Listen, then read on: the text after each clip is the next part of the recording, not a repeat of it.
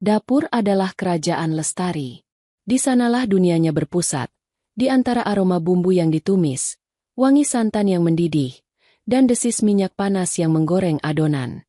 Tangan-tangannya bergerak dengan lincah dan terampil, sebuah tarian yang telah ia kuasai selama bertahun-tahun. Pagi itu, seperti pagi-pagi lainnya, ia sedang menyelesaikan pesanan nasi tumpeng dalam jumlah besar untuk acara syukuran di kantor kelurahan. Nasi kuning yang mengepul, ayam goreng laos yang keemasan, kering tempe yang renyah, dan urap sayur yang segar. Semuanya tertata apik di atas tampah besar yang dilapisi daun pisang. Usaha catering rumahan yang ia rintis dari nol kini menjadi penopang utama ekonomi keluarga mereka. Lestari tidak pernah mengeluh. Ia justru bangga bisa meringankan beban Damar, suaminya, dan memberikan kehidupan yang lebih dari cukup untuk mereka berdua. Rumah mereka adalah buah dari keringatnya. Sebuah rumah mungil di sudut komplek perumahan yang tenang, dengan halaman kecil yang ia tanami bunga aneka warna. Setiap sudut rumah ini menyimpan cerita. Dinding ruang tamu yang dicat warna krem lembut, sofa coklat tempat mereka sering duduk bersama sambil menonton televisi, hingga kamar tidur dengan jendela besar yang menghadap langsung ke taman belakang. Ini adalah surga kecil yang mereka bangun bersama, atau setidaknya, itu yang Lestari yakini selama ini. Damar, suaminya, adalah pria yang baik. Setidaknya, dulu begitu. Pria yang menikahinya 10 tahun lalu itu adalah sosok yang lembut, penuh perhatian, dan selalu punya lelucon untuk membuatnya tertawa bahkan di saat paling sulit sekalipun. Lestari ingat bagaimana mereka berjuang di awal pernikahan, tinggal di kontrakan sempit dan harus menghitung setiap rupiah yang mereka keluarkan. Damar bekerja sebagai staf administrasi di sebuah perusahaan swasta, gajinya pas-pasan, tapi semangatnya untuk membahagiakan Lestari tidak pernah padam. Justru karena itulah Lestari bertekad membangun usaha cateringnya, agar Damar tidak perlu merasa terbebani sendirian. Namun, surga itu perlahan menunjukkan retaknya. Beberapa bulan terakhir, Damar berubah. Perubahan itu datang merayap seperti kabut pagi, tipis dan nyaris tak terasa pada awalnya. Namun lama-kelamaan semakin pekat hingga menutupi semua kehangatan yang pernah ada. Pria yang dulu selalu pulang tepat waktu, kini sering datang larut malam dengan alasan klise, lembur, rapat mendadak, atau sekadar nongkrong dengan teman-teman kantornya untuk melepas penat. Perhatiannya yang dulu tercurah penuh, kini terbagi dengan layar ponsel yang seolah tak pernah lepas dari genggamannya. Ia sering tersenyum sendiri membaca pesan, dan akan buru-buru menyembunyikan ponselnya jika Lestari mendekat. Yang paling mengganggu Lestari adalah perubahan dalam cara bicaranya. Damar yang dulu pragmatis dan membumi, kini mulai sering menyelipkan istilah-istilah agamis dalam percakapan mereka. Ia berbicara tentang hijrah, tentang menyempurnakan ibadah, dan yang paling sering ia ulang-ulang, tentang tanggung jawab seorang lelaki sejati di mata Tuhan. Awalnya Lestari mencoba mendukung. Ia pikir mungkin suaminya sedang mendapatkan pencerahan, sebuah hal yang baik. Ia bahkan mencoba mengimbangi, lebih rajin mengikuti pengajian ibu-ibu di masjid komplek, berharap bisa memahami dunia baru yang sedang dijelajahi suaminya. Tapi firasat buruk itu terus menggelayut di hatinya. Firasat seorang istri yang merasa ada sesuatu yang asing telah menyusup ke dalam rumah tangganya. Damar menjadi lebih pendiam, lebih mudah tersinggung. Sentuhan-sentuhan kecil yang dulu sering ia berikan, seperti mengusap kepala Lestari saat lewat atau memeluknya dari belakang saat sedang memasak, kini lenyap tak berbekas. Mereka tidur di ranjang yang sama, namun terasa ada jurang tak terlihat yang memisahkan mereka. Malam itu, hujan turun dengan derasnya, memukul-mukul jendela kamar mereka seolah ikut merasakan gelisah di hati Lestari. Ia baru saja selesai membereskan dapur setelah seharian berkutat dengan pesanan. Tubuhnya lelah, tapi matanya tak bisa terpejam. Damar duduk di tepi ranjang, punggungnya menghadap Lestari. Hanya cahaya temaram dari lampu tidur yang menerangi ruangan, menciptakan bayangan panjang yang membuat sosok Damar tampak asing dan jauh. "Mas, kamu kenapa sebenarnya beberapa bulan ini?" Lestari memberanikan diri untuk bertanya.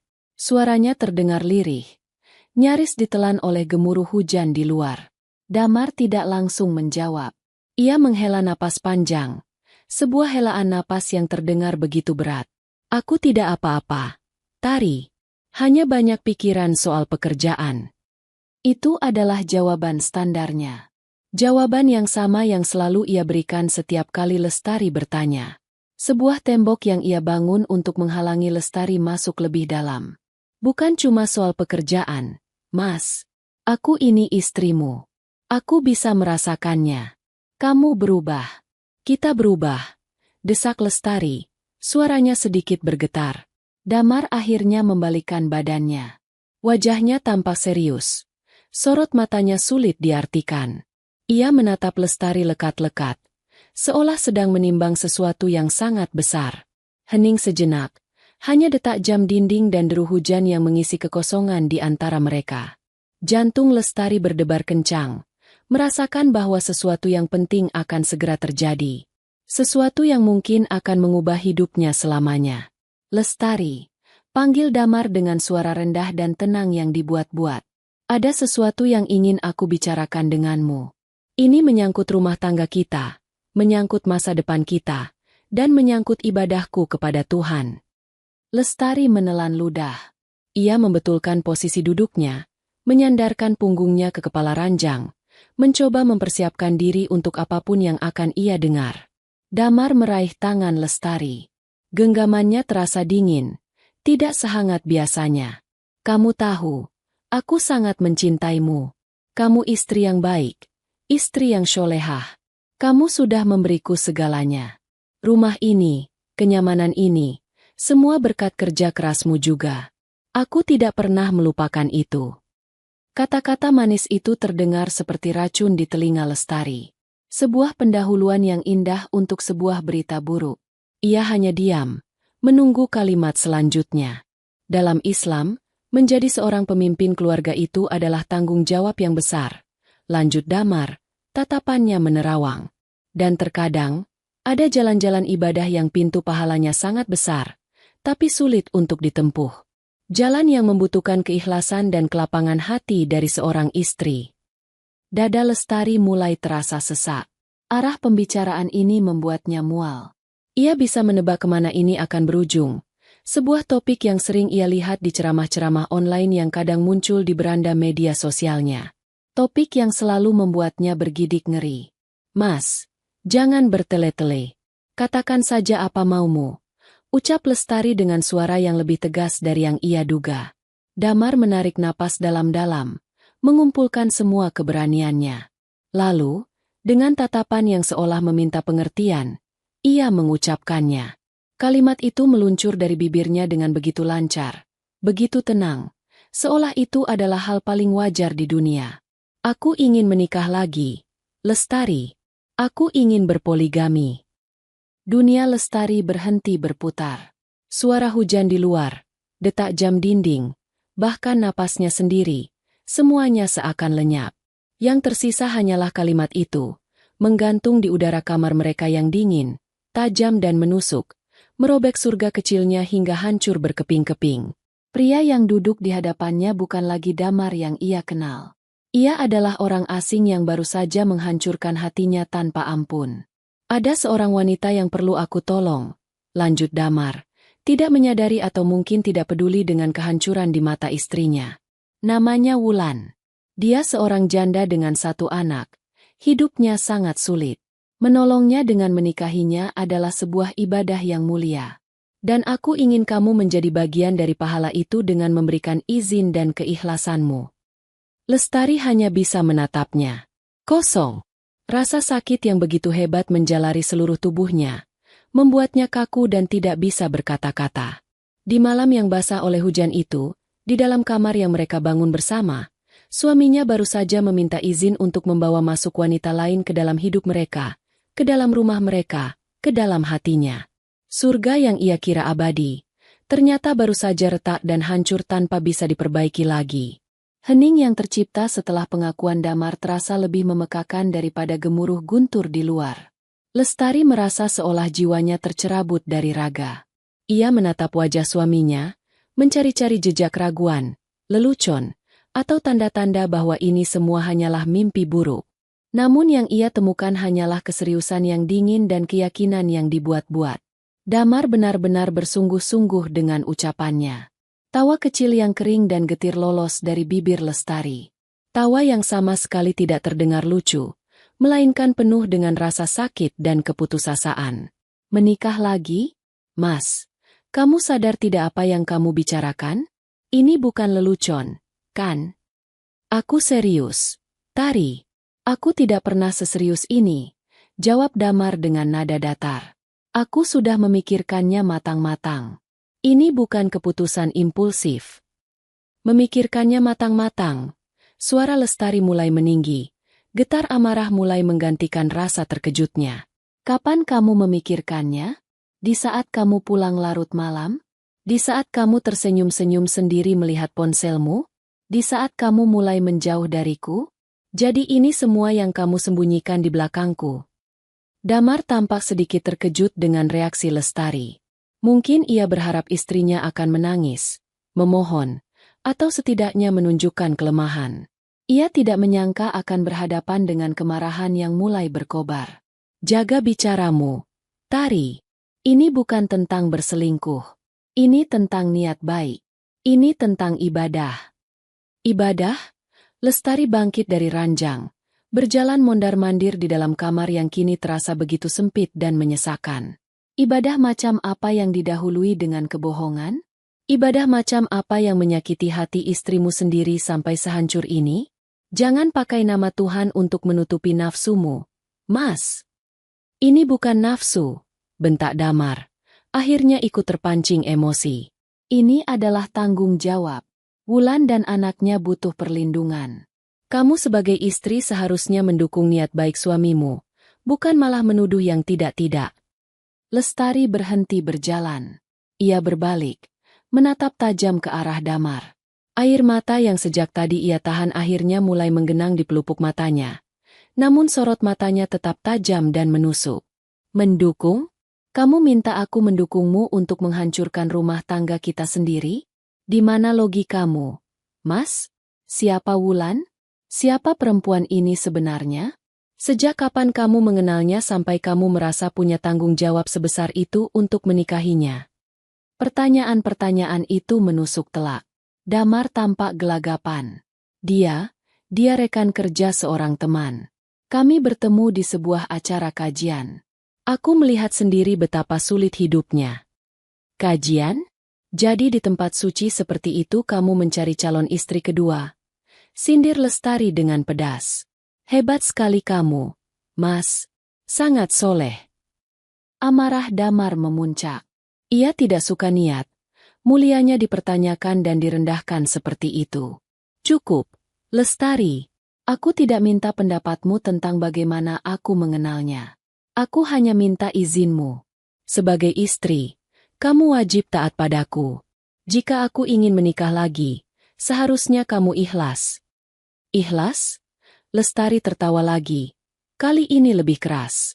Air matanya mulai menetes, membasahi pipinya. Kata ikhlas tidak semudah itu diucapkan. Mas, apalagi jika harus berbagi suami dengan perempuan lain. Apalagi jika suami yang memintanya bahkan tidak mampu untuk berlaku adil. Mari kita bicara soal keadilan. Kamu mau menikah lagi dengan alasan menolong. Tapi apakah kamu sudah mampu? Gajimu sebagai staf administrasi itu cukup untuk apa? Untuk membayar cicilan motor? Untuk uang rokokmu sehari-hari? Selama ini, siapa yang membayar cicilan rumah, tagihan listrik, air, dan semua kebutuhan dapur? Aku, Mas. Usaha cateringku. Setiap kata yang keluar dari mulut Lestari adalah tamparan keras bagi ego Damar. Ia paling tidak suka jika masalah finansial diungkit-ungkit. Ia merasa harga dirinya sebagai laki-laki terinjak-injak. Jadi sekarang kamu mengungkit-ungkit soal uang, desis Damar. Wajahnya memerah padam. Kamu pikir aku tidak berkontribusi? Aku juga bekerja. Berkontribusi? Iya, kamu berkontribusi. Tapi kita berdua tahu kontribusi siapa yang lebih besar untuk menjaga rumah ini tetap berdiri. Jangan bicara soal adil jika untuk menafkahi satu istri saja kamu masih keteteran. Bagaimana mungkin kamu bisa menafkahi dua keluarga? Kamu mau membiayai pernikahanmu dengan uang hasil keringatku? Begitu. Skakmat. Damar tidak bisa menjawab. Semua yang dikatakan Lestari adalah kebenaran yang telak. Niatnya untuk berpoligami didasari oleh fantasi dan keegoisan, bukan oleh kemampuan nyata.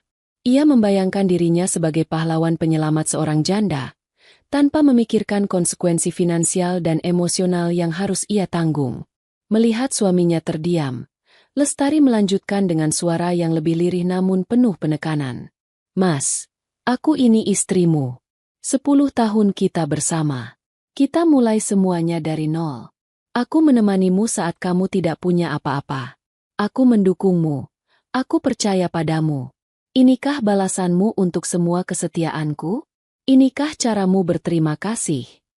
Damar membuang muka, tidak sanggup menatap mata istrinya yang penuh luka. Kamu terlalu egois, Tari.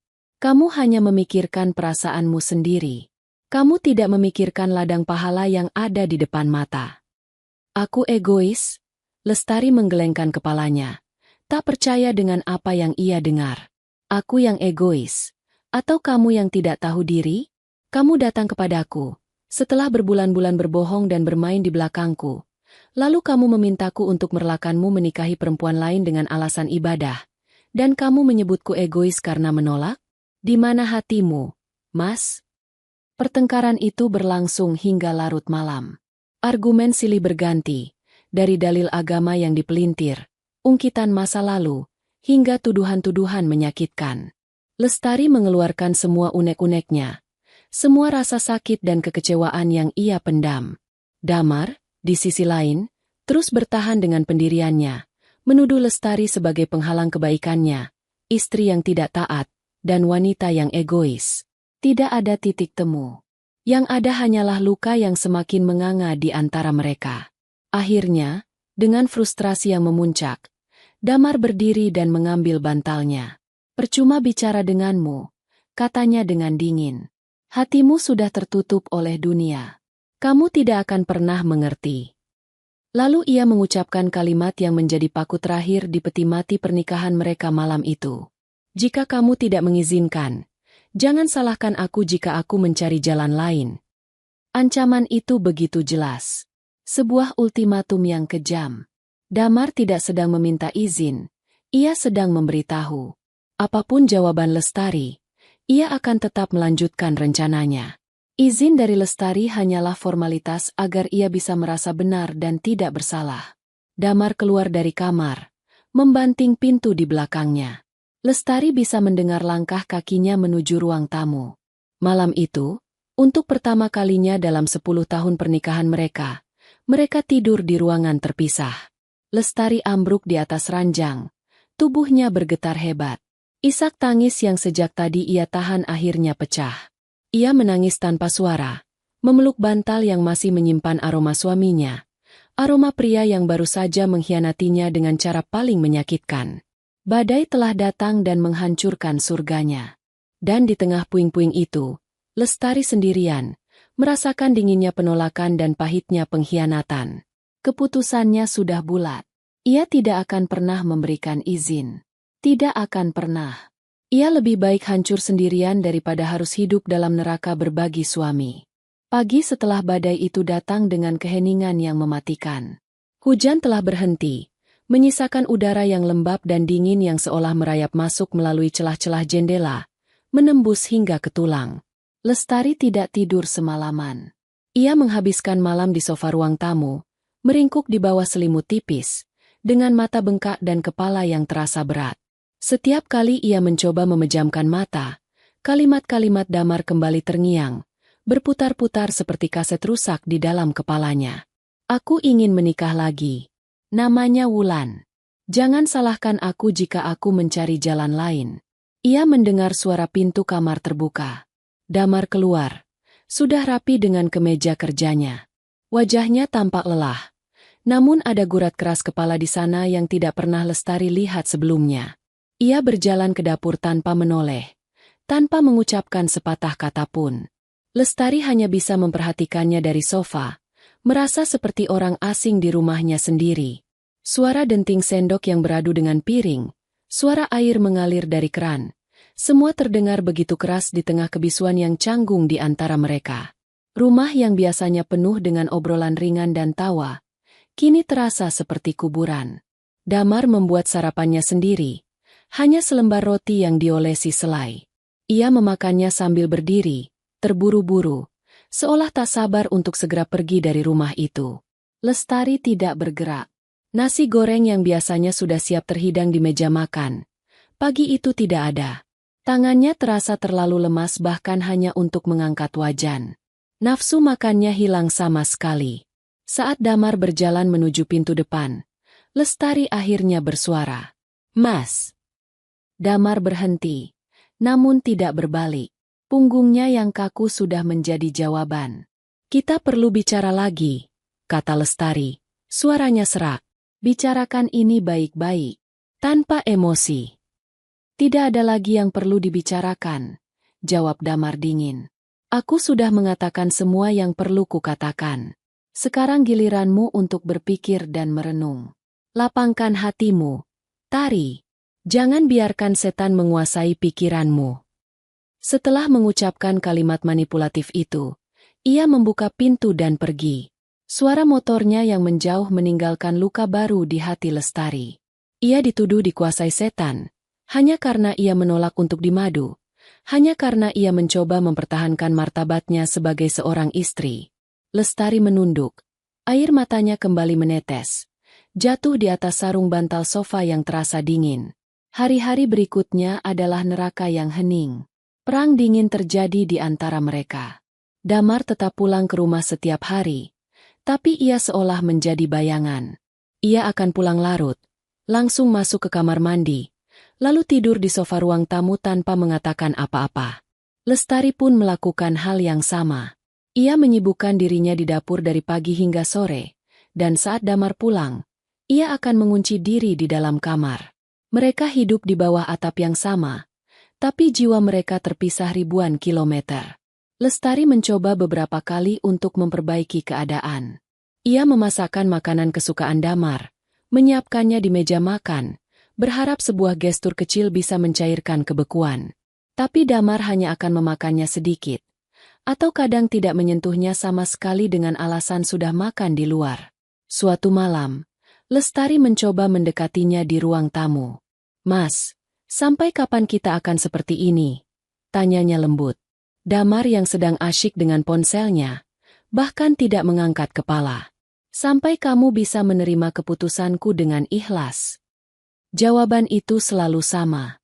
Selalu tentang keikhlasan Lestari, bukan tentang kesalahan Damar. Ia memposisikan dirinya sebagai korban dari keegoisan istrinya. Lestari sadar, ia tidak akan pernah bisa menang. Otak suaminya seolah telah dicuci. Logika dan perasaan tidak lagi berfungsi. Yang ada hanyalah pembenaran atas keinginan pribadinya yang dibungkus dengan jubah agama. 1 minggu berlalu, lalu 2 minggu. Lestari merasa seperti hidup dalam penjara tak terlihat. Setiap hari ia harus memasang senyum di depan para pelanggannya, menjawab pertanyaan basa-basi dari para tetangga yang curiga karena tidak pernah lagi melihat mereka pergi bersama di hari Minggu. "Mas Damar sibuk, Bu?" "Banyak lemburan." Begitu selalu jawabannya. Sebuah kebohongan kecil yang terasa seperti bara panas di tenggorokannya. Suatu sore, saat sedang membereskan rekening bank untuk membayar tagihan-tagihan, Lestari melihat sesuatu yang janggal. Ada beberapa penarikan tunai dalam jumlah yang tidak biasa dari rekening Damar. Jumlahnya tidak besar, tapi sering. Lestari tahu betul berapa gaji suaminya, dan penarikan itu jelas di luar kebiasaan Damar yang cenderung hemat. Untuk apa uang itu? Firasat buruknya kembali datang. Jangan-jangan, uang itu untuk perempuan bernama Wulan. Jantungnya terasa diremas. Suaminya tidak hanya mengkhianati hatinya, tapi juga mengkhianati komitmen finansial mereka. Puncak dari semua ini terjadi di akhir minggu ketiga. Sore itu, saat Lestari sedang mengantarkan pesanan terakhirnya, ia melihat Damar masuk ke dalam kamar. Bukan untuk beristirahat, melainkan untuk mengeluarkan sebuah tas travel besar dari atas lemari. Hati Lestari langsung mencelos. "Mau kemana, Mas?" tanyanya, berdiri di ambang pintu kamar. Damar tampak sedikit kaget, tapi ia cepat-cepat menguasai diri. Ada tugas kantor keluar kota beberapa hari. Mendadak. Kemana? Desak Lestari. Matanya menatap tajam ke arah tas yang terbuka di atas ranjang. Surabaya, jawab Damar singkat, sambil mulai memasukkan beberapa helai kemeja dan celana panjang ke dalam tas. Gerakannya tampak terburu-buru dan sedikit gugup. Lestari tahu Damar berbohong. Tidak ada pemberitahuan apa-apa sebelumnya. Staf administrasi seperti Damar sangat jarang sekali mendapat tugas keluar kota. Ini hanyalah sebuah alasan. Sebuah cara untuk pergi. Sampai kapan? Belum tahu. Mungkin seminggu, mungkin lebih. Semua sudah jelas. Ini bukan perjalanan dinas. Ini adalah sebuah kepergian. Damar akan pergi menemui perempuan itu. Lestari ingin berteriak, ingin mengamuk, ingin menarik kembali semua pakaian itu dari dalam tas dan membakarnya. Tapi ia tahu semua itu sia-sia. Hati suaminya sudah bukan lagi untuknya. Yang bisa ia lakukan hanyalah berdiri di sana, menatap pemandangan menyakitkan itu dengan hati yang mati rasa. Damar selesai berkemas. Ia menutup resleting tasnya. Suaranya terdengar seperti vonis mati bagi pernikahan mereka. Ia berjalan melewati Lestari tanpa menatapnya. Aku pergi dulu. Hanya itu yang ia katakan, sebelum melangkah keluar dari kamar. Lestari tidak menjawab. Ia hanya bisa menatap punggung suaminya yang semakin menjauh. Ia mendengar suara pintu depan terbuka, lalu tertutup. Suara mesin motor dinyalakan, lalu perlahan menghilang di kejauhan. Hening. Keheningan kali ini berbeda. Bukan lagi keheningan canggung karena perang dingin, tapi keheningan yang mutlak. Keheningan yang menandakan sebuah kehilangan. Lestari berjalan perlahan ke ruang tamu. Semuanya masih sama, tapi terasa kosong. Ia masuk ke dalam kamar mereka. Aroma parfum Damar yang samar masih tertinggal di udara. Ia membuka lemari pakaian. Separuh isinya telah kosong. Hanya tersisa beberapa kemeja lama dan kaos oblong yang mungkin sudah tidak muat lagi. Pandangannya kemudian jatuh pada secari kertas yang tergeletak di atas meja rias. Kertas yang dilipat rapi. Dengan tangan gemetar, Lestari membukanya. Tulisan tangan Damar yang sangat ia kenal tertera di sana. Hanya 2 kalimat pendek. Aku perlu waktu untuk menenangkan diri. Jangan cari aku. Lestari meremas kertas itu di tangannya. Tidak ada permintaan maaf. Tidak ada penjelasan. Tidak ada ucapan pamit yang pantas. Suaminya, pria yang telah hidup bersamanya selama 10 tahun, telah pergi begitu saja, meninggalkannya hanya dengan 2 kalimat pengecut.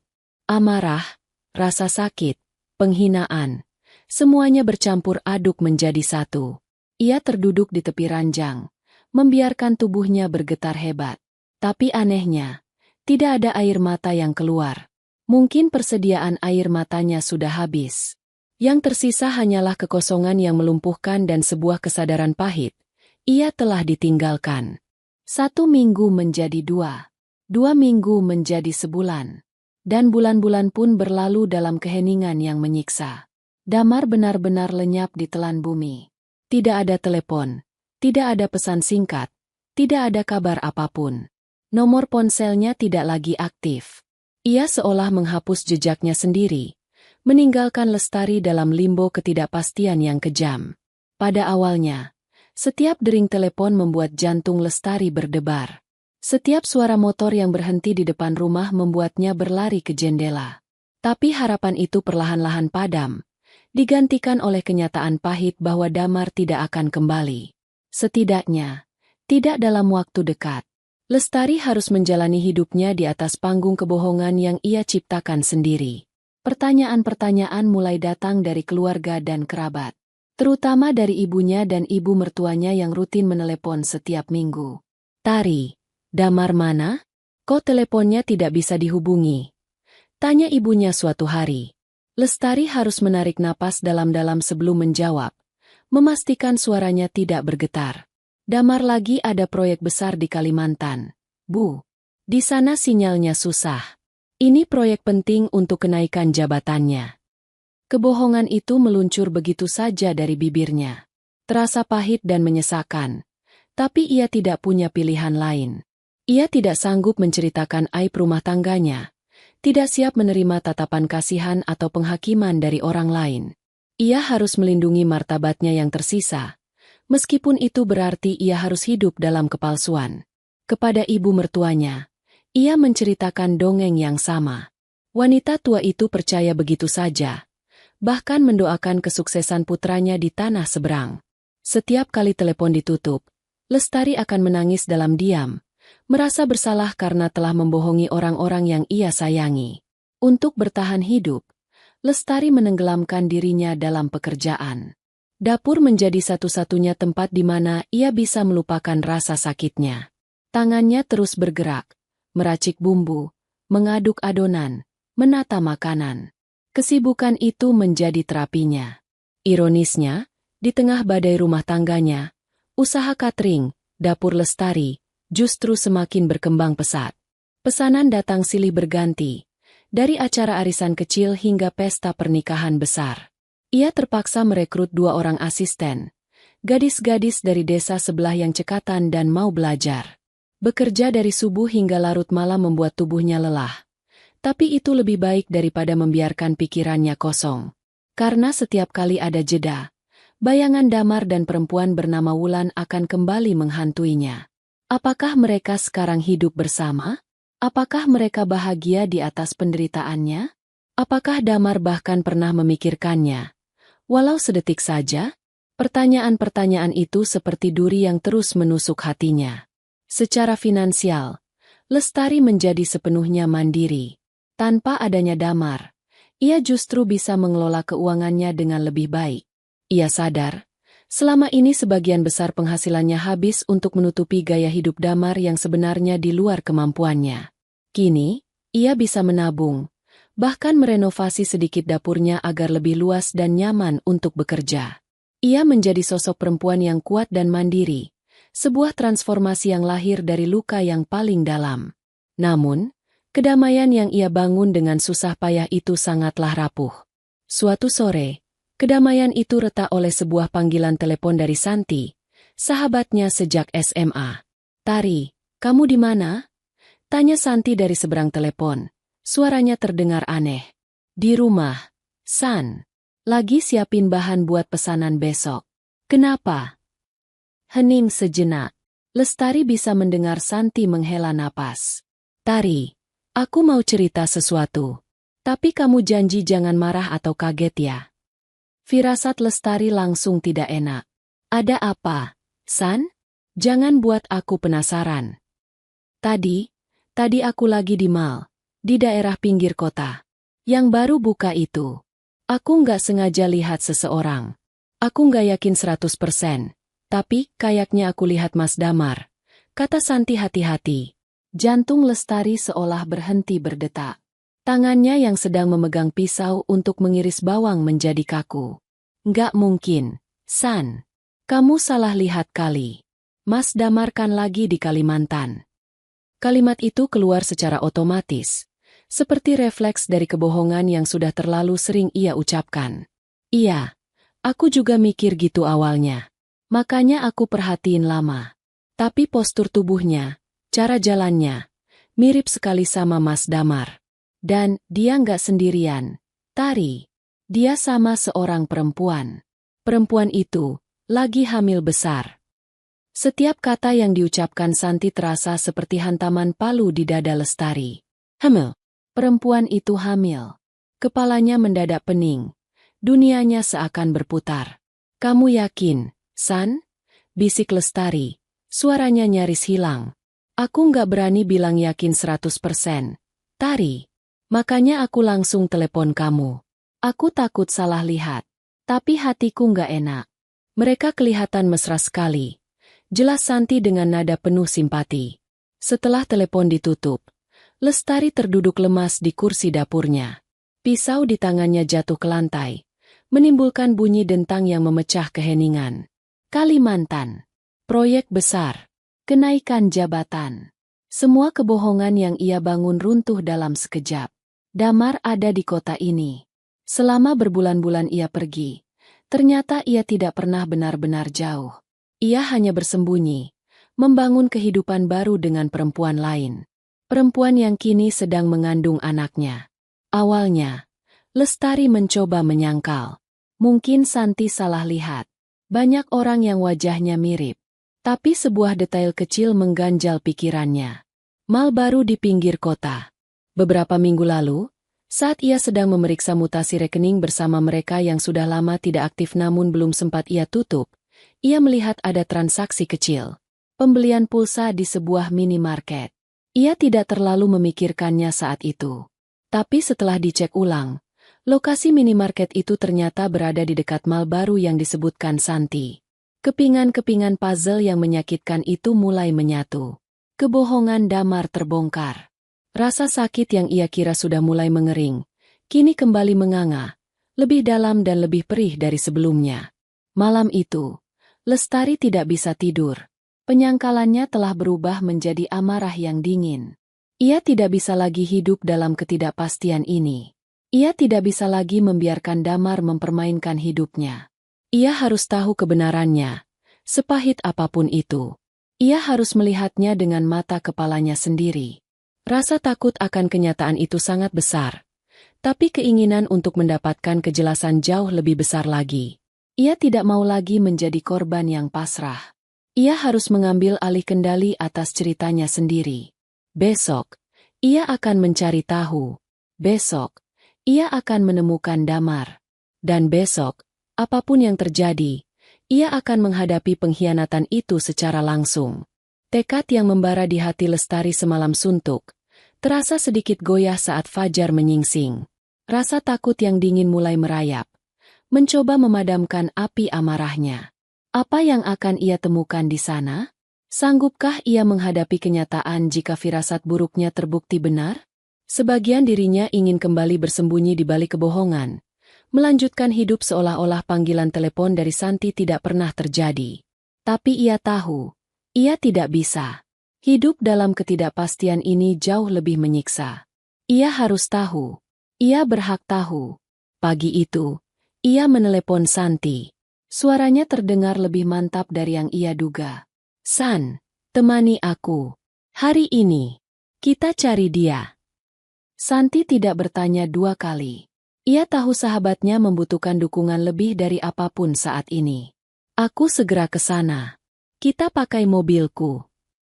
Setelah menyelesaikan urusan mendesak untuk pesanan catering hari itu dan mendelegasikannya kepada dua asistennya, Lestari masuk ke dalam mobil Santi. Jantungnya berdebar begitu kencang, seolah hendak melompat keluar dari rongga dadanya. Sepanjang perjalanan menuju area pinggiran kota yang disebutkan Santi, mereka lebih banyak diam. Santi sesekali meliriknya, memastikan ia baik-baik saja, sementara Lestari menatap kosong keluar jendela. Pemandangan kota yang ramai terasa kabur. Pikirannya hanya terfokus pada satu hal, Damar. Mereka tiba di kawasan perumahan yang dimaksud.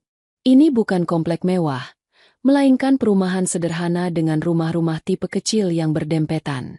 Gang-gangnya tidak terlalu lebar, dan banyak anak-anak kecil berlarian di jalan. Suasananya ramai, kontras sekali dengan keheningan yang mencekam di dalam mobil. "Kita mulai dari mana, Tari?" tanya Santi pelan. Lestari menunjuk ke sebuah minimarket di ujung jalan. "Dari sana. Itu tempat transaksi terakhir yang aku lacak." Mereka mulai menyusuri jalanan di sekitar minimarket itu dengan perlahan. Mata Lestari awas mengamati setiap rumah, setiap gang, mencari sesuatu yang familiar. Tapi semua tampak asing. Puluhan rumah yang nyaris serupa membuatnya pusing. Harapan yang sempat membuncah mulai meredup, digantikan oleh rasa lelah dan putus asa. Mungkin Santi memang salah lihat. Mungkin semua ini hanya kesalahpahaman. "Mungkin kita pulang saja, San. Aku rasa ini sia-sia," bisik Lestari setelah hampir 1 jam berputar-putar tanpa hasil. "Sabar, Tari. Coba kita lewati gang yang ini sekali lagi, yang paling ujung," bujuk Santi, mencoba memberi semangat. Dengan enggan, Lestari mengangguk. Santi membelokkan mobilnya memasuki sebuah gang buntu yang belum mereka lewati. Dan di sanalah benda itu berada. Terparkir di depan sebuah rumah kontrakan kecil bercat hijau pudar. Sebuah motor bebek berwarna hitam. Motor tua Damar. Motor yang sama yang ia kendarai saat pergi dari rumah berbulan-bulan yang lalu. Lestari mengenali setiap goresan di bodinya, stiker pudar di spakbornya. Motor itu adalah saksi bisu perjalanan pernikahan mereka. Napas Lestari tercekat di tenggorokan. "Berhenti, San," desisnya. Santi segera menghentikan mobilnya di seberang jalan, agak jauh dari rumah itu, di bawah bayangan pohon yang rindang. Itu motornya, San," ucap Lestari dengan suara bergetar. Tangannya mencengkeram erat dashboard mobil. Buku-buku jarinya memutih. Semua penyangkalan hancur lebur. Damar ada di dalam rumah itu. Hanya berjarak beberapa puluh meter darinya. Selama ini ia begitu dekat. Namun terasa begitu jauh. Mereka duduk di dalam mobil dalam diam, menatap rumah hijau pudar itu seolah sedang menatap monster yang siap menerkam. Setiap detik terasa seperti 1 jam. Lestari tidak tahu apa yang ia tunggu. Apakah ia berharap Damar akan keluar sendirian? Ataukah ia sedang mengumpulkan sisa-sisa kekuatan di dalam dirinya untuk menghadapi pemandangan yang paling ia takuti? 15 menit kemudian, pintu rumah itu terbuka. Jantung Lestari seolah berhenti berdetak. Sosok yang keluar adalah Damar. Suaminya. Terlihat sedikit lebih kurus, sedikit lebih kusam, tapi itu jelas dia. Mengenakan kaos oblong dan celana pendek, penampilan yang biasa ia pakai saat bersantai di rumah. Di rumah mereka dulu.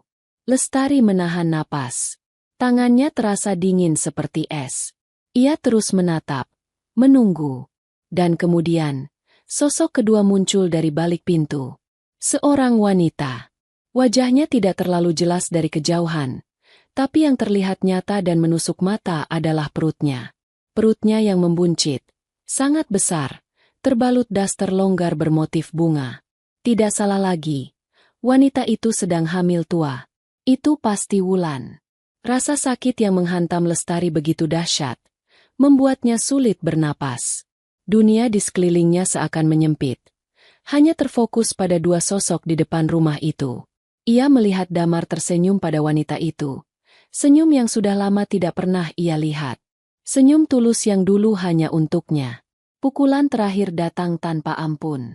Damar membungkuk. Bukan untuk memakai sepatunya sendiri, tapi untuk membantu memasangkan sandal di kaki Wulan yang tampak sedikit bengkak. Setelah itu, tangannya terulur, mengusap perut buncit wanita itu dengan gerakan yang begitu lembut dan penuh kasih sayang. Sebuah gestur intim seorang calon ayah yang bangga dan bahagia. Lestari tidak sanggup lagi melihatnya. Pemandangan itu membakar retinanya, menggoreskan luka abadi di dalam jiwanya. Itu bukan sekadar perselingkuhan. Itu bukan sekadar perzinaan. Itu adalah sebuah kehidupan baru. Sebuah keluarga baru yang dibangun di atas reruntuhan kebahagiaannya. Damar tidak hanya meninggalkannya, ia telah menggantikannya. Sepenuhnya. "San, ayo pergi sekarang," bisik Lestari. Suaranya pecah. Ia tidak bisa menangis. Rasa sakitnya terlalu dalam untuk bisa menjadi air mata. Tubuhnya kaku. Pandangannya kabur. Ia merasa mual, seolah ada sesuatu yang busuk telah memenuhi seluruh rongga dadanya. Santi yang melihat kehancuran di wajah sahabatnya, segera menyalakan mesin mobil. Tanpa berkata-kata, ia memutar balik dan melaju meninggalkan gang itu secepat mungkin. Lestari tidak menoleh ke belakang. Ia terus menatap lurus ke depan. Namun yang ia lihat hanyalah bayangan Damar yang sedang mengusap perut wanita lain. Bayangan itu terus berputar, mengejeknya, menghancurkannya. Di dalam mobil yang melaju kencang menjauhi sumber rasa sakitnya, Lestari akhirnya hancur. Bukan dengan teriakan atau amukan, melainkan dengan keheningan yang paling memilukan. Ia menunduk dalam-dalam, bahunya bergetar hebat. Isak tangis tanpa suara mengguncang seluruh tubuhnya. Ia tidak sedang menangisi seorang suami yang pergi. Ia sedang menangisi kematian cintanya, kematian pernikahannya, dan kematian dirinya yang dulu. Wanita naif yang pernah percaya pada janji setia selamanya itu telah mati sore ini, di dalam mobil, di depan sebuah rumah kontrakan bercat hijau pudar.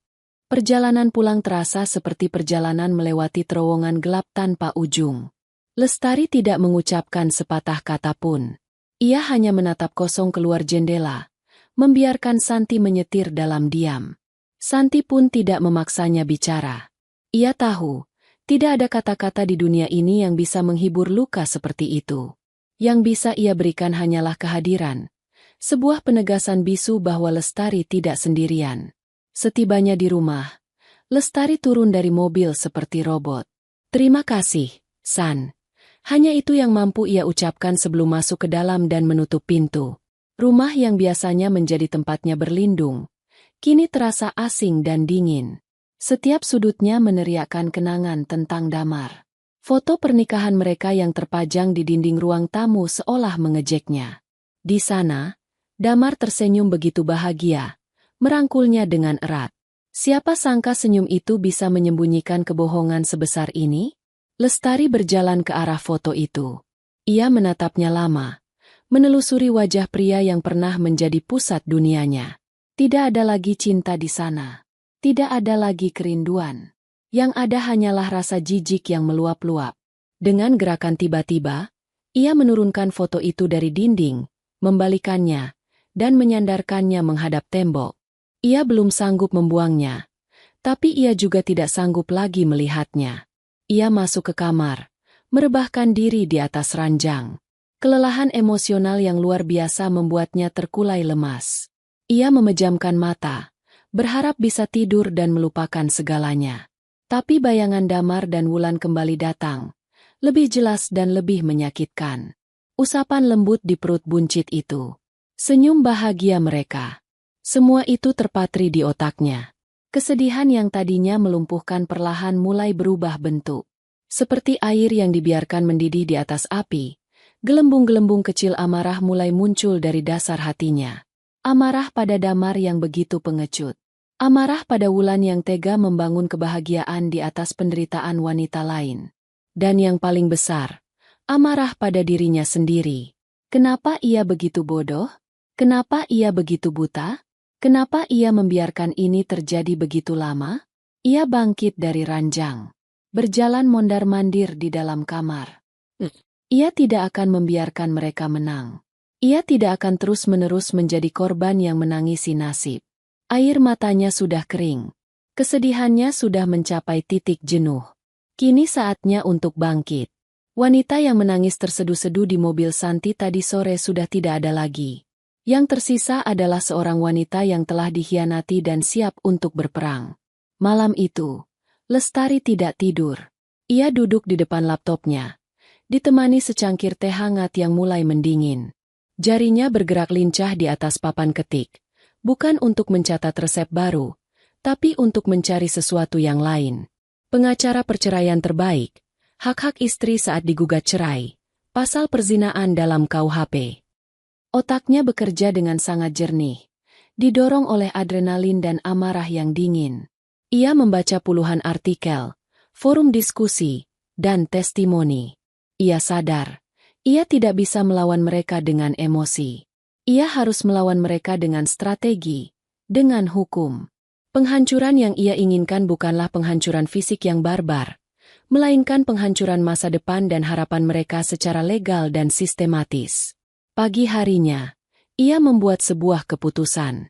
Ia menelepon sebuah kantor hukum yang ia temukan semalam, sebuah firma yang dikelola oleh seorang pengacara wanita yang terkenal garang dan tidak kenal kompromi. Dengan suara yang mantap, ia membuat janji untuk konsultasi. Itu adalah langkah pertamanya. Langkah untuk mengambil kembali kendali atas hidupnya.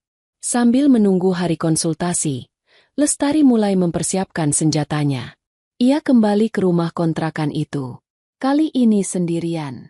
Dengan hati yang sudah membatu, ia memarkir motornya agak jauh dan berjalan kaki. Dari seberang jalan, dengan tangan gemetar namun tekad yang kuat, ia mengangkat ponselnya. Ia mengambil beberapa foto motor Damar yang terparkir di depan rumah. Lalu, dengan sabar ia menunggu. Keberuntungan berpihak padanya.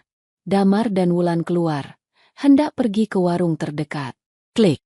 Ia berhasil mendapatkan foto mereka berdua, berjalan berdampingan. Wajah mereka tidak terlalu jelas, Tapi postur tubuh dan perut buncit Wulan sudah lebih dari cukup sebagai bukti. Ia juga mengumpulkan semua bukti lainnya. Cetakan mutasi rekening yang menunjukkan penarikan uang oleh Damar. Salinan bukti pembayaran cicilan rumah, tagihan listrik, dan semua biaya rumah tangga yang selama ini ia tanggung. Akta pendirian usaha cateringnya yang jelas-jelas atas namanya sendiri. Ia menyusun semuanya dalam sebuah map tebal. Map itu adalah bom waktu yang siap ia ledakan. Di hari konsultasi, Lestari menceritakan semuanya kepada Bu Sinta, pengacara yang ia tunjuk. Ia bercerita dengan tenang, tanpa air mata, memaparkan fakta secara runtut dan jelas. Ia menunjukkan semua bukti yang telah ia kumpulkan. Bu Sinta mendengarkan dengan saksama, sesekali mengangguk. Wajahnya yang tegas menunjukkan simpati sekaligus kekaguman. Ibu adalah wanita yang sangat kuat, katanya setelah Lestari selesai bercerita. Banyak wanita di posisi ibu yang sudah hancur. Tapi ibu justru mempersiapkan perang. Bagus, kita akan buat dia tidak bisa berkutik. Pengacara itu menjelaskan semua langkah yang akan mereka ambil. Gugatan cerai dengan alasan perselingkuhan dan penelantaran. Tuntutan hak asuh penuh atas harta bersama, terutama rumah. Karena Lestari bisa membuktikan bahwa ia adalah kontributor utama. Dan yang terpenting, strategi untuk menghadapi kemungkinan terburuk. Dia pasti akan kembali, kata Bu Sinta. Orang seperti itu akan kembali saat uangnya habis. Saat dia sadar bahwa hidup barunya tidak semudah yang dibayangkan. Saat itu terjadi, ibu harus siap. Jangan tunjukkan kelemahan. Jangan buka pintu negosiasi. Serahkan semuanya pada saya. Lestari pulang dari kantor hukum itu dengan perasaan yang aneh. Hatinya masih sakit, tapi ada secercah kelegaan. Ia tidak lagi berjuang sendirian. Ia punya amunisi. Ia punya jenderal perang. Ia sudah siap. Hari-hari berikutnya, ia hidup dalam mode penantian. Ia terus menjalankan usaha cateringnya, bahkan dengan semangat yang lebih besar. Setiap rupiah yang ia hasilkan terasa seperti tambahan peluru untuk senjatanya. Ia tahu badai yang sesungguhnya belum datang. Konfrontasi itu pasti akan terjadi. Damar akan pulang. Tapi Lestari tidak lagi takut. Rumah ini adalah bentengnya. Dan ia adalah ratu di benteng ini. Ia telah memasang barikade di hatinya. Badai itu boleh datang, karena ia sudah siap menyambutnya. Bukan dengan air mata, tapi dengan kekuatan yang tidak pernah ia duga ia miliki. Beberapa minggu berlalu dalam ketenangan yang penuh antisipasi. Lestari telah mengubah rumahnya menjadi benteng, dan hatinya menjadi baja. Setiap pagi ia bangun dengan tujuan yang jelas. Setiap malam ia tidur dengan pikiran yang waspada. Ia bukan lagi wanita yang menunggu dengan pasrah. Ia adalah seorang prajurit yang bersiaga di garis depan pertempurannya sendiri. Usaha cateringnya berjalan seperti biasa. Hiruk-pikuk di dapur menjadi musik latar yang menenangkan kegelisahannya. Ia telah memberitahu Bu Sinta, pengacaranya, bahwa ia siap. Surat gugatan cerai sudah dirancang. Hanya menunggu waktu yang tepat untuk dilayangkan. Waktu yang tepat itu adalah saat Damar menunjukkan wajahnya. Sore itu, langit mendung menggantung rendah, menebarkan nuansa kelabu yang muram. Lestari sedang duduk di teras belakang, menikmati secangkir teh jahe hangat sambil memeriksa catatan pesanan untuk minggu depan. Suara rintik hujan mulai turun, menciptakan irama yang menenangkan di atas atap kanopi. Untuk sesaat, ia merasa damai. Ia mulai terbiasa dengan kesendirian ini, bahkan mulai menikmatinya. Tidak ada lagi ketegangan, tidak ada lagi kebohongan. Hanya ada dirinya dan dunianya yang ia bangun kembali dari puing-puing. Tiba-tiba, kedamaian itu pecah oleh suara bel rumah yang berbunyi nyaring. Lestari sedikit terkejut. Ia tidak sedang menunggu tamu atau kiriman paket. Mungkin salah satu asistennya ada yang tertinggal sesuatu. Dengan santai, ia meletakkan cangkirnya dan berjalan ke depan. Saat tangannya membuka pintu, seluruh kedamaian yang baru saja ia rasakan menguap seketika. Seluruh persiapannya selama berminggu-minggu seolah diuji dalam satu detik yang membekukan. Di depan pintu, berdiri Damar. Ia tampak lebih kacau dari yang Lestari lihat di foto.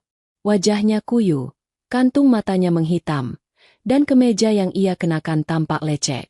Ia terlihat seperti seorang pria yang telah kalah. Tapi bukan hanya Damar yang berdiri di sana. Di belakangnya, sedikit bersembunyi seolah mencari perlindungan, berdiri Wulan.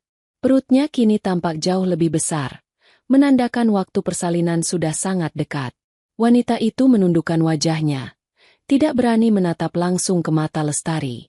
Mereka berdua basah oleh rintik hujan, tampak menyedihkan dan menyedihkan. Di samping Damar, ada sebuah tas travel yang sama persis dengan yang ia bawa saat pergi. Untuk beberapa detik yang terasa seperti selamanya, mereka hanya saling menatap dalam diam. Lestari berdiri tegak di ambang pintunya, menjadi penghalang antara masa lalunya yang busuk dan masa kini yang telah ia bersihkan. Wajahnya tenang, tanpa ekspresi, seperti permukaan danau yang dalam. Ketenangan inilah yang membuat Damar merasa tidak nyaman. Ia mungkin mengharapkan teriakan, tangisan, atau setidaknya sumpah serapah. Tapi keheningan yang dingin ini jauh lebih menakutkan. Aku pulang, kata Damar akhirnya, mencoba memecah kebisuan. Suaranya terdengar parau. Lestari tidak menjawab. Ia hanya sedikit memiringkan kepalanya.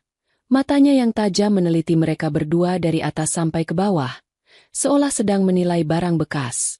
Melihat tidak ada reaksi, Damar memberanikan diri. Dengan gerakan canggung, ia mencoba melangkah masuk. Di luar hujan. Kami bisa masuk, kan? Ia tidak menunggu jawaban. Ia melangkah melewati ambang pintu, menyeret tasnya, diikuti oleh Wulan yang berjalan dengan hati-hati. Mereka masuk ke dalam rumah itu seolah memiliki hak. Aroma hujan dan masalah seketika memenuhi ruang tamu Lestari yang bersih dan wangi. Damar meletakkan tasnya di dekat sofa. Matanya berkeliling, melihat perubahan-perubahan kecil di dalam rumah. Gorden baru, beberapa hiasan dinding yang berbeda, dan yang paling mencolok, foto pernikahan mereka sudah tidak ada lagi di tempatnya. Ia berdeham, mencoba mengabaikan perasaan aneh bahwa ia telah menjadi tamu di rumahnya sendiri. Tari, kenalkan, katanya, menunjuk ke arah Wulan yang masih berdiri kaku di dekat pintu. Ini Wulan. Aku rasa kalian perlu bicara. Lestari masih diam. Ia menutup pintu depan perlahan. Suaranya yang berdebam terdengar final. Kemudian ia berbalik, menyandarkan punggungnya ke pintu. Kedua tangannya terlipat di depan dada. Ia menatap Damar, lalu tatapannya beralih ke Wulan. Wanita itu akhirnya mengangkat wajahnya. Matanya sembab, syarat dengan rasa takut dan mungkin sedikit rasa bersalah. Tapi ada juga kilat pembangkangan di sana. Jadi, ini rumahmu. Bagus juga. Celetuk Wulan dengan suara pelan. Mungkin mencoba memecah ketegangan atau mungkin sebuah provokasi halus. Lestari mengabaikannya. Fokusnya kembali pada Damar. Ada apa kau kemari? Tanyanya. Suaranya terdengar datar dan dingin, tanpa emosi. Damar tampak terkejut dengan pertanyaan itu. Apa maksudmu ada apa? Ini rumahku juga. Aku pulang ke rumahku sendiri. Rumah ini sudah berhenti menjadi rumahmu sejak hari kau pergi meninggalkannya tanpa kabar. Balas Lestari telak. Wajah Damar memerah. Sudahlah, jangan mulai lagi. Aku di sini bukan untuk bertengkar. Aku di sini untuk mencari solusi. Solusi untuk apa? Untuk masalah siapa? Untuk masalah kita semua. Seru Damar, mulai frustrasi. Ia menunjuk dirinya. Lalu Wulan. Wulan akan segera melahirkan. Kami tidak bisa terus tinggal di kontrakan sempit itu. Uang kami sudah habis. Jadi, untuk sementara waktu, kami akan tinggal di sini, di kamar tamu. Kalimat itu diucapkan dengan begitu enteng, begitu lancar, seolah itu adalah hal yang paling wajar di dunia. Lestari tidak bereaksi. Ia hanya terus menatap, membiarkan Damar menggali lubang kehancurannya sendiri lebih dalam.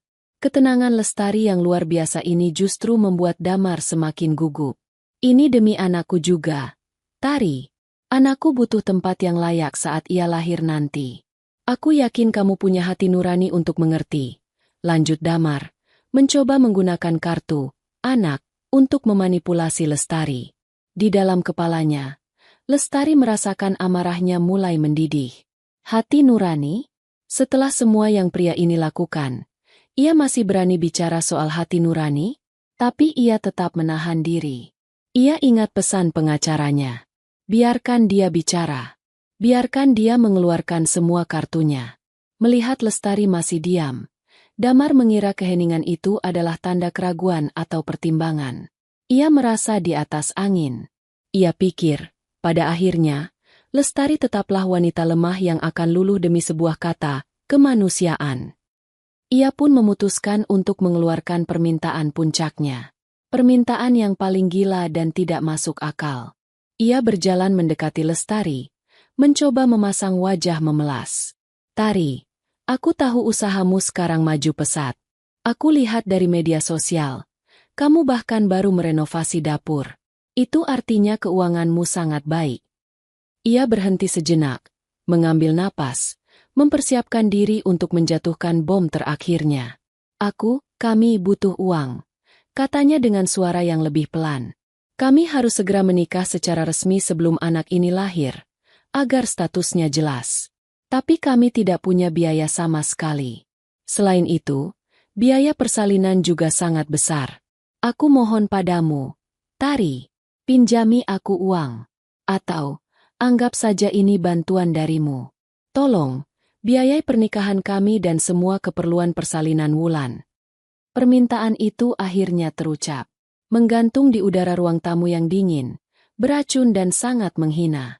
Pria itu, suaminya, baru saja pulang setelah berbulan-bulan meninggalkannya, membawa serta selingkuhannya yang hamil, meminta untuk menumpang hidup di rumahnya, dan kini, dengan tanpa rasa malu sedikit pun, memintanya untuk membiayai pernikahan mereka.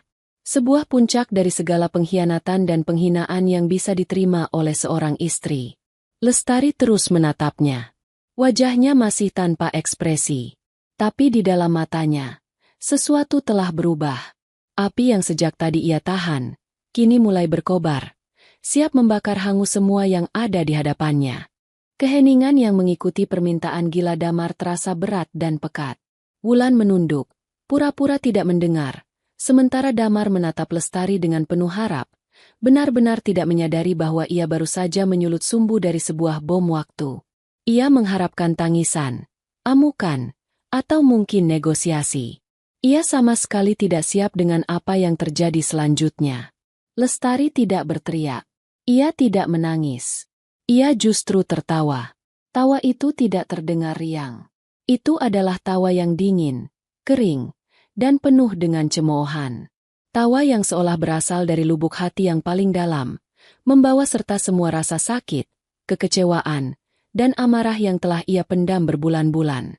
Suara tawa itu menggema di ruang tamu, membuat bulu kuduk Damar dan Wulan meremang.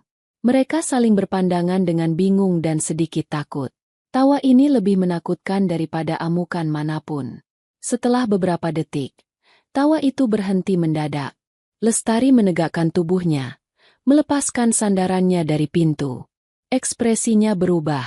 Ketenangan di wajahnya lenyap, digantikan oleh topeng kemarahan yang dingin dan angkuh. Ia melangkah perlahan mendekati mereka. Setiap langkahnya penuh dengan kekuatan dan keyakinan. Ia bukan lagi Lestari sang istri yang tersakiti. Ia adalah sang ratu yang wilayahnya baru saja diusik oleh hama. Kau, katanya, suaranya rendah dan tajam, menunjuk lurus ke wajah Damar.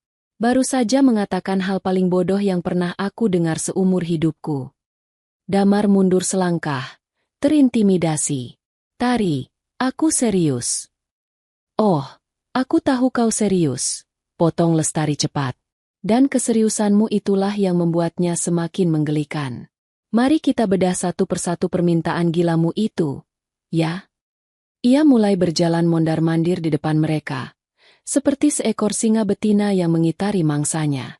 Pertama, kau bilang, kau mau tinggal di sini, di kamar tamu, katanya, berhenti sejenak dan menatap Damar lekat-lekat. Kau pikir rumah ini apa? Hotel? Tempat penampungan sosial? Ini rumahku. Rumah yang setiap batu batanya kubangun dengan air mata dan keringatku. Sementara kau sibuk menabur benih di rahim perempuan lain. Tidak ada 1 sentimeter pun tempat di rumah ini untukmu dan parasitmu. Wajah Wulan memerah mendengar kata parasit, tapi ia tidak berani membantah.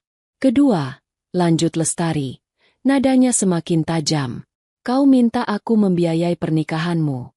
Pernikahanmu dengan dia. Ia melirik Wulan dengan tatapan menghina. Biar aku luruskan logikamu yang bengkok itu. Kau berselingkuh. Kau berzina sampai dia hamil. Lalu kau mau aku, istri sahmu, memberimu hadiah berupa biaya pernikahan? Kau mau aku membayar mahar untuknya? Apa kau sudah tidak punya otak? Atau urat malumu sudah putus? Damar tergagap. Ini bukan begitu, Tari. Ini demi status anak. Jangan sebut-sebut anak itu di depanku, bentak Lestari. Suaranya akhirnya meninggi, mengejutkan mereka berdua. Anak itu adalah hasil dari pengkhianatanmu. Hasil dari kebohonganmu. Itu masalahmu, bukan masalahku. Kau yang membuatnya. Maka kau yang harus bertanggung jawab. Jangan coba-coba melimpahkan bebanmu padaku. Napas Lestari terengah-engah. Dadanya naik turun menahan amarah yang meluap. Ia kemudian mengalihkan pandangannya pada Wulan, yang tampak semakin pucat dan ketakutan. Dan kau, kata Lestari. Suaranya kembali merendah namun lebih menusuk. Mbak Wulan, kan? Kau lihat laki-laki di sebelahmu ini? Kau lihat baik-baik. Inilah pangeran yang kau rebut dari saya. Seorang pengecut yang lari dari tanggung jawab. Seorang pembohong yang meninggalkan istrinya berbulan-bulan tanpa kabar dan tanpa nafkah. Seorang benalu yang sekarang datang mengemis untuk dibiayai. Inilah pria yang kau banggakan itu. Kau pikir dia akan menjadi suami dan ayah yang baik untukmu dan anakmu? Jangan bermimpi. Setelah dia bosan denganmu, atau setelah uangmu habis, dia juga akan meninggalkanmu seperti dia meninggalkanku. Selamat menikmati pilihan hidupmu. Kata-kata itu telak menghantam Wulan. Air matanya mulai berlinang. Mungkin untuk pertama kalinya, ia melihat Damar dari sudut pandang yang berbeda, bukan sebagai pahlawan penyelamat, tapi sebagai pria lemah yang bermasalah. Lestari merasa puas melihat mereka berdua terdiam membisu. Tapi ia belum selesai. Ini saatnya untuk mengakhiri drama ini. Dengan gerakan cepat dan penuh tujuan, ia berjalan ke arah tas travel Damar. Tanpa ragu, ia menyambarnya. Tas itu terasa ringan. Isinya pasti tidak banyak. Ia menyeretnya ke pintu depan. Membuka pintu itu lebar-lebar hingga angin hujan yang dingin menerobos masuk. Dan kemudian, dengan sekuat tenaga, ia melemparkan tas itu keluar. Tas itu jatuh dengan bunyi gedebuk di atas halaman yang basah. Barangmu sudah di luar, teriaknya. Ia berbalik dan menatap mereka berdua dengan mata menyala-nyala. Sekarang giliran kalian. Keluar dari rumahku. Sekarang juga. Lestari, kau tidak bisa melakukan ini. Protes Damar, mencoba meraih lengan Lestari. Aku ini masih suamimu. Ini juga rumahku. Lestari menepis tangan Damar dengan kasar. Jangan sentuh aku.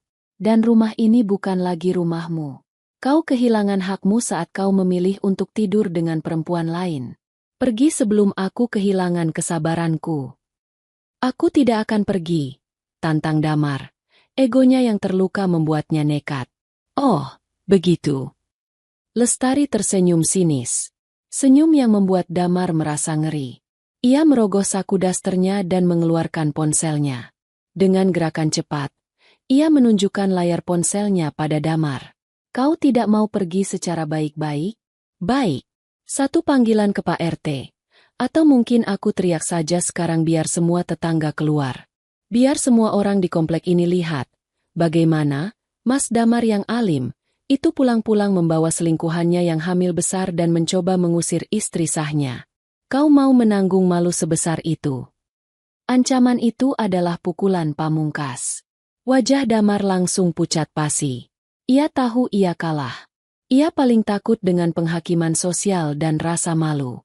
Ia melirik Wulan yang sudah menangis terseduh-seduh. Lalu menatap Lestari yang berdiri tegak seperti seorang ratu yang baru saja memenangkan pertempuran. Tidak ada lagi cinta. Tidak ada lagi keraguan. Yang ada di mata Lestari hanyalah kemenangan mutlak. Dengan kasar, Damar meraih lengan Wulan. "Ayo pergi," desisnya penuh amarah dan kekalahan. Ia menyeret Wulan yang terisak-isak keluar dari rumah, melewati ambang pintu, dan keluar ke tengah hujan yang semakin deras. Mereka mengambil tas yang tergeletak di halaman basah, dan berjalan menjauh dengan langkah-langkah yang dipercepat oleh rasa malu. Lestari tidak langsung menutup pintu. Ia berdiri di sana, membiarkan angin dingin menerpa wajahnya. Ia melihat mereka berjalan di bawah guyuran hujan, dua sosok menyedihkan yang baru saja ia usir dari kerajaannya. Setelah punggung mereka menghilang di belokan jalan, barulah ia menutup pintu. Klik. Suara kunci yang diputar terdengar begitu memuaskan. Ia menyandarkan tubuhnya yang gemetar ke pintu. Bukan gemetar karena takut, tapi karena adrenalin yang baru saja membanjiri seluruh tubuhnya. Ia berhasil. Ia telah melawan. Ia telah mengusir iblis-iblis dari rumahnya. Pertempuran pertama telah dimenangkan. Dan ia tahu, perang yang sesungguhnya baru saja akan dimulai. Tapi ia tidak takut. Sama sekali tidak. Setelah pintu tertutup dan terkunci, keheningan di ruang tamu terasa begitu pekat. Tubuh Lestari masih bersandar di pintu, gemetar hebat akibat luapan adrenalin yang baru saja surut. Ia berhasil. Ia telah mengusir mereka. Kemenangan kecil itu terasa begitu besar. Sebuah penegasan bahwa ia tidak lagi menjadi korban pasif dalam drama hidupnya sendiri. Namun, ia tahu ini belumlah akhir. Ini adalah genderang perang yang baru saja ia tabuh. Damar tidak akan menyerah begitu saja. Egonya yang terluka pasti akan menuntut balas. Tanpa membuang waktu, ia meraih ponselnya. Jari-jarinya yang masih sedikit gemetar menekan nomor telepon Bu Sinta. "Halo, Bu Sinta. Ini saya, Lestari." Sapanya, suaranya terdengar serak namun mantap. "Mereka datang. Baru saja saya usir." Dari seberang telepon, terdengar helaan napas lega dari sang pengacara. "Bagus. Ibu melakukan hal yang tepat. Bagaimana reaksi mereka?" Lestari menceritakan semua kejadian tadi dengan detail, termasuk permintaan gila Damar untuk dibiayai pernikahannya. Bu Sinta tertawa kecil, tawa sinis yang profesional. Luar biasa tidak tahu malunya. "Ini justru bagus untuk kita, Bu. Ini menunjukkan karakternya yang tidak bertanggung jawab dan manipulatif. Sekarang saatnya kita bergerak. Layangkan gugatannya sekarang." "Sekarang juga, Bu," jawab Lestari tanpa ragu. "Hancurkan dia." "Baik. Akan saya proses secepatnya. Besok surat panggilan sidang akan langsung dikirimkan ke alamat kantornya. Kita buat ini resmi dan cepat." Setelah menutup telepon, Lestari merasa beban di pundaknya sedikit terangkat. Roda hukum telah berputar. Kini, ia tidak lagi berperang sendirian. Aksi cepat adalah kuncinya. Lestari sadar ia harus mengendalikan narasi sebelum Damar sempat memutarbalikkan fakta. Ia tidak akan bersembunyi di balik rasa malu. Pengkhianatan ini bukan aibnya, melainkan aib Damar. Malam itu juga, ia melakukan dua panggilan telepon yang paling sulit. Pertama, kepada orang tuanya. Kedua, kepada mertuanya. Kepada ibunya, ia menceritakan semuanya dengan jujur, menelan isak tangis yang coba mendesak keluar. Reaksi ibunya di luar dugaan. Tidak ada penghakiman, hanya ada suara tegas yang penuh dukungan. "Kamu sudah melakukan hal yang benar. Enduk, pulanglah kalau kamu tidak kuat sendirian. Rumah ibu selalu terbuka untukmu." Dukungan itu memberikan Lestari kekuatan yang luar biasa. Panggilan kepada mertuanya adalah yang paling berat. Ia harus menceritakan kebusukan putra mereka. Dengan hati-hati, ia menjelaskan kronologinya, dari permintaan poligami hingga pengusirannya sore tadi. Terdengar keheningan panjang di seberang sana, lalu isak tangis ibu mertuanya. "Maafkan Damar, Tari. Maafkan anak saya," lirih wanita tua itu. Suaranya syarat dengan rasa malu dan kecewa. Ayah mertuanya kemudian mengambil alih telepon. Suaranya yang biasanya tenang kini bergetar karena marah. "Terima kasih sudah memberitahu kami, Lestari. Anggap kami tetap orang tuamu. Biar kami yang membereskan anak tidak tahu diuntung itu." Langkah selanjutnya adalah mengamankan benteng sosialnya.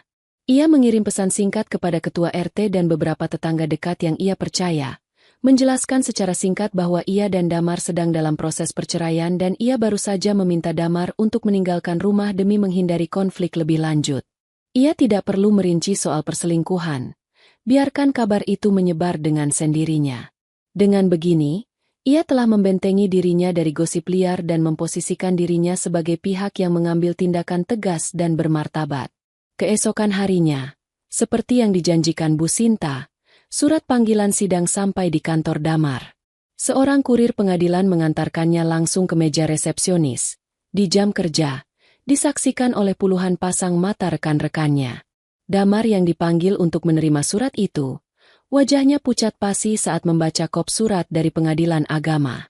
Penghinaan itu terasa begitu publik, begitu telak. Bisik-bisik langsung menyebar ke seluruh penjuru kantor. Reputasinya yang selama ini ia bangun sebagai pria alim dan ramah, hancur dalam sekejap. Damar mengamuk. Ia mencoba menelepon Lestari berkali-kali, namun panggilannya langsung ditolak. Ia mengirim pesan caci maki, menuduh Lestari kejam dan ingin menghancurkan hidupnya. Lestari tidak membalasnya. Ia hanya meneruskan semua pesan itu ke Bu Sinta sebagai bukti tambahan. Penghancuran itu berjalan secara sistematis. Di rumah, orang tuanya murka besar.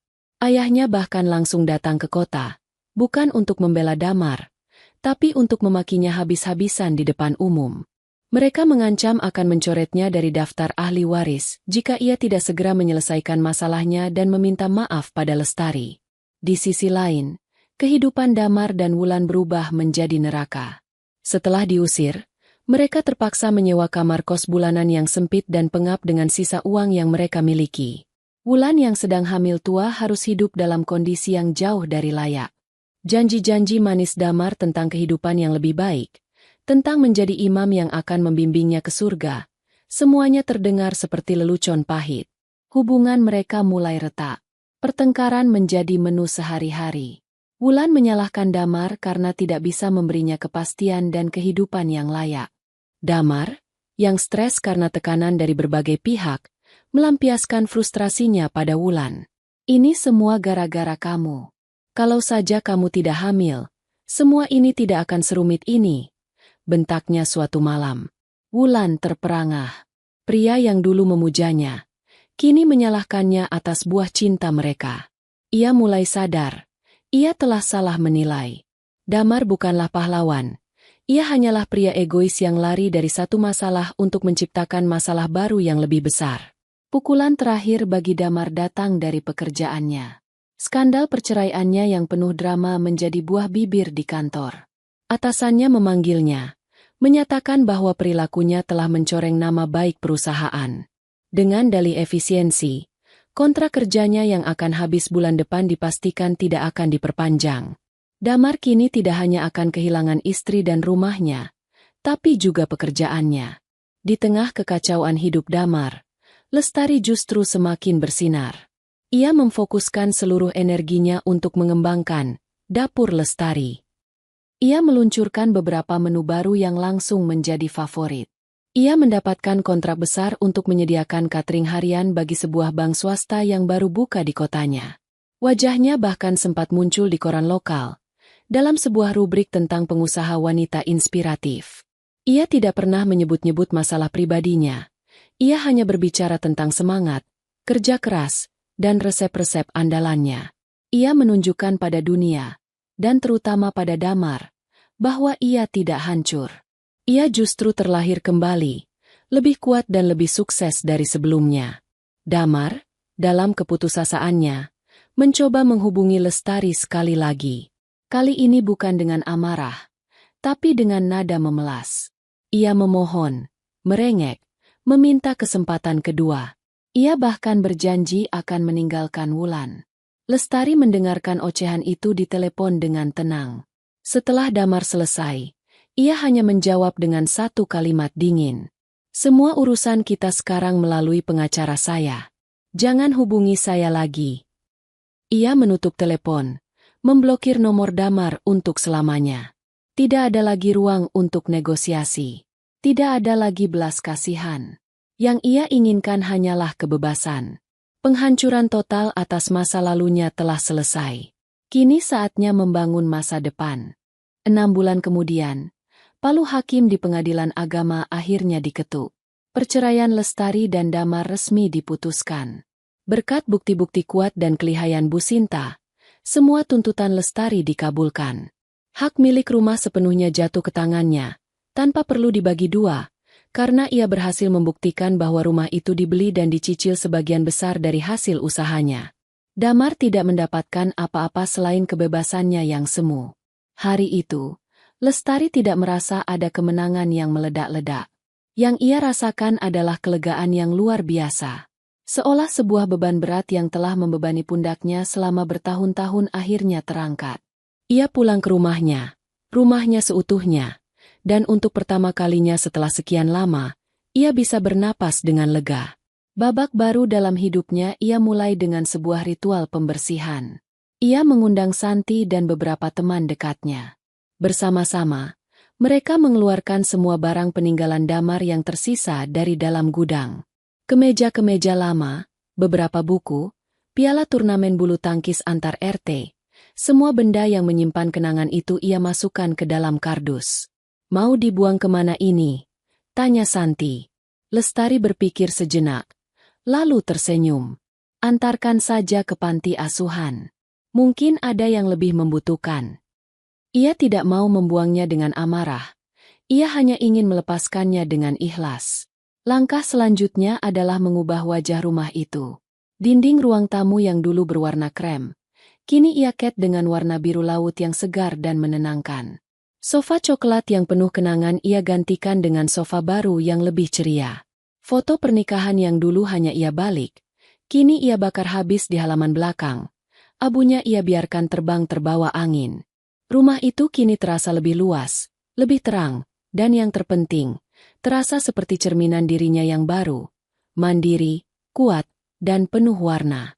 Dapur Lestari kini telah menjadi nama yang dikenal di seantero kota. Ia membuka sebuah kedai kecil di depan rumahnya, menjual kue-kue dan makanan ringan untuk pelanggan yang tidak memesan dalam jumlah besar. Kedai itu selalu ramai. Lestari kini bukan hanya seorang juru masak, ia adalah seorang bos bagi 5 orang karyawan, seorang pengusaha wanita yang dihormati. Ia menemukan gairah dan tujuan hidup yang jauh lebih besar daripada sekadar menjadi seorang istri. Ia juga menemukan kembali dirinya yang hilang. Ia mulai melakukan hal-hal yang dulu ia suka tapi terabaikan. Ia mulai berkebun lagi, mengisi halaman rumahnya dengan aneka bunga mawar dan anggrek. Ia bergabung dengan sebuah komunitas sepeda di akhir pekan, menjelajahi pedesaan bersama teman-teman barunya.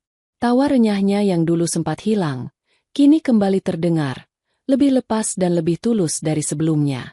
Ia belajar bahwa kebahagiaan sejati tidak datang dari orang lain, melainkan dari dalam dirinya sendiri. Suatu sore, saat ia sedang menyiram bunga di teras, sebuah kabar sampai kepadanya melalui Santi, yang mendengarnya dari seorang teman yang kebetulan sekantor dengan Damar dulu. Wulan telah melahirkan seorang bayi laki-laki. Mereka hidup sangat sulit.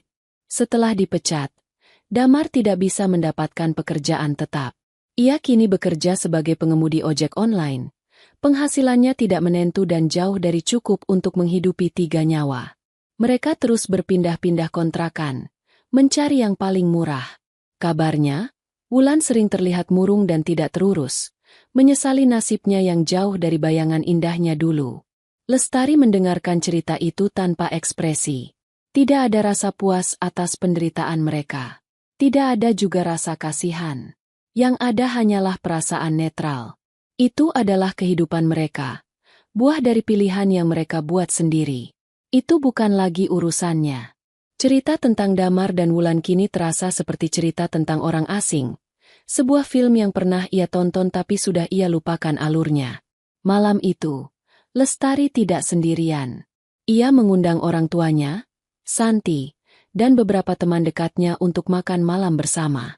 Bukan untuk merayakan sesuatu yang khusus, hanya untuk menikmati kebersamaan. Di dapur barunya yang berkilauan, ia memasak dengan penuh sukacita. Aroma rendang yang khas berpadu dengan wangi nasi pandan yang baru matang. Sambil mengaduk gulai, pandangannya menerawang keluar jendela, menatap taman kecilnya yang bermandikan cahaya lampu. Ia teringat kembali pada perjalanan panjang yang telah ia lalui. Rasa sakit dari pengkhianatan itu nyata. Lukanya mungkin tidak akan pernah hilang sepenuhnya. Tapi luka itu telah membentuknya. Luka itu telah memaksanya untuk menemukan kekuatan yang tidak pernah ia tahu ia miliki. Ia mungkin telah kehilangan seorang suami, sebuah pernikahan, dan 10 tahun hidupnya. Tapi sebagai gantinya, ia menemukan sesuatu yang jauh lebih berharga. Ia menemukan dirinya sendiri. Dirinya yang utuh, yang mandiri, dan yang bahagia. Saat ia membawa hidangan ke meja makan dan melihat wajah-wajah orang yang tulus menyayanginya tersenyum padanya, ia tahu ia baik-baik saja. Fajar yang baru telah tiba dalam hidupnya. Masa depan terbentang di hadapannya seperti kanvas putih yang bersih. Dan kini, ia siap melukisnya dengan warna-warni kebahagiaannya sendiri. Sendirian, namun tidak pernah lagi merasa kesepian. Rasa kesepian, rasa kesepian, rasa kesepian. Rasa kesepian, rasa kesepian, rasa kesepian, rasa kesepian, rasa kesepian, rasa kesepian, rasa kesepian, rasa kesepian, rasa kesepian, rasa kesepian, rasa kesepian, rasa kesepian, rasa kesepian, rasa kesepian, rasa kesepian, rasa kesepian, rasa kesepian, rasa kesepian, rasa kesepian, rasa kesepian. Rasa kesepian, rasa kesepian, rasa kesepian, rasa kesepian, rasa kesepian, rasa kesepian, rasa kesepian, rasa kesepian, rasa kesepian, rasa kesepian, rasa kesepian, rasa kesepian, rasa kesepian, rasa kesepian, rasa kesepian, rasa kesepian, rasa kesepian, rasa kesepian, rasa kesepian, rasa kesepian. Rasa kesepian, rasa kesepian,